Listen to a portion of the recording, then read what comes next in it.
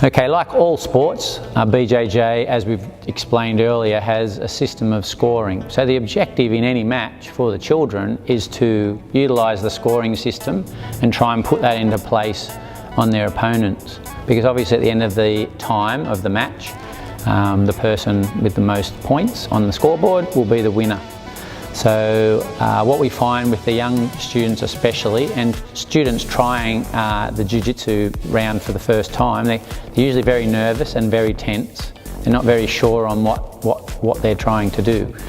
So what we see a lot, especially in teaching classes, two opponents will tag the match. They're already down, so there's no takedown in the match, but they immediately just get into this push battle with their partner. Okay, obviously nothing will be scoring here. A lot of time will be spent and wasted just battling and pushing and trying to do this kind of form. So this is not encouraged at all. So basically in Jiu-Jitsu we have the gi, like karate, and there's many positions to grip onto when we're doing the sport of Jiu-Jitsu.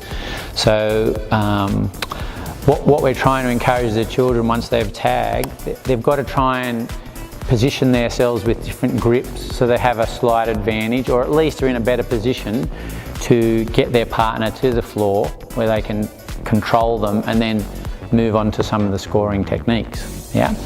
So a couple of different basic grips, and they're similar. If you're standing, you've got a lapel. Generally when we catch a lapel, we don't cross lapel catch, we go straight across in a mirror version. And we've got sleeves, so this can be an initial position. And also closing the gap where we're trying to get underhooks. And an underhook basically signifies you placing one of your arms underneath your opponent's. If I can secure two underhooks like this and grip behind, I'm in a very strong position, whether I'm standing or on the ground. Alright, so we'll demonstrate a common sort of approach to young children beginning their matches where they're not really sure what to do, and so hopefully this is a bit of a guide for the parents to sort of be able to help their children with maybe at home when they've got some free time. Alright, so a common mistake Racing is going to demonstrate is once the match begins is, as we just said, the kids will come in and try and have an arm pushing battle. So they connect on, or they're wrist to wrist, this kind of thing. But at this distance, we can't be effective for grappling. Yeah, so we need to try and close that gap. And basically that comes back to underhooking. So if I can brace and get in close, and now this is a completely different scenario. As well, you've got right here, he's on purposely kept his knees close together. So his balance is very poor in this position. So if I can approach an underhook, I have a big chance to be able to put him down and control him from there. Okay, so obviously there's no points scored here, but if I'm able to control from the top position now, I'm in a much better position to carry the match forward into some of the scoring techniques, whether that be top mount or knee on belly or any of the above that are mentioned on the whiteboard earlier. Alright, so I'm in the closed guard, which is bottom position, so it's a little bit of a defensive position. What the children need to understand, and parents can help with this as well, if I put this guard on, that's fine as a defensive position. But if I do open the guard at any time and my partner can actually escape from it, whether I've let them out or not, if he can pass and come around to the side of me, he'll be awarded 3 points, because this is called the guard pass. So when the kids are doing their rounds, they put a guard on, that's fine, but they can't then just open the legs and let the person be released, because they're going to give away 3 points. So basically their options is to try and do a sweep from there or a submission from there. But if they do let them out, they've given their opponent 3 points. That's called passing the guard. Okay, so we'll just do a demonstration of like a typical scenario that may roll out in a match or play out. So we've tagged the match, we start to battle, I get overpowered, so Ray pushes me back and I go back into the guard. So now I've wrapped the legs, closed the guard, so still no points for anybody here. Okay, but the thing is I can't, again, like I explained, open and release them out of the guard.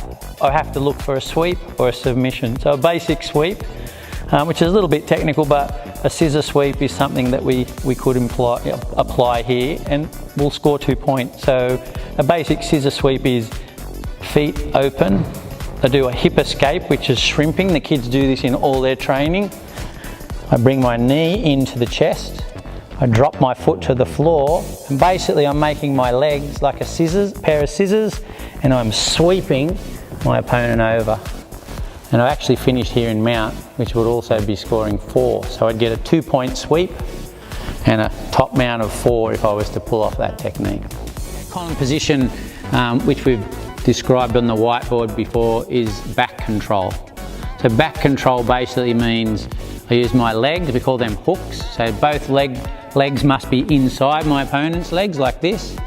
And then generally we get what we call an over-under control or seatbelt grip. So that means one arm over the shoulder and one arm under the shoulder. So this position here is called back control. So if I can control my opponent here for 3 seconds, I will be awarded 4 points.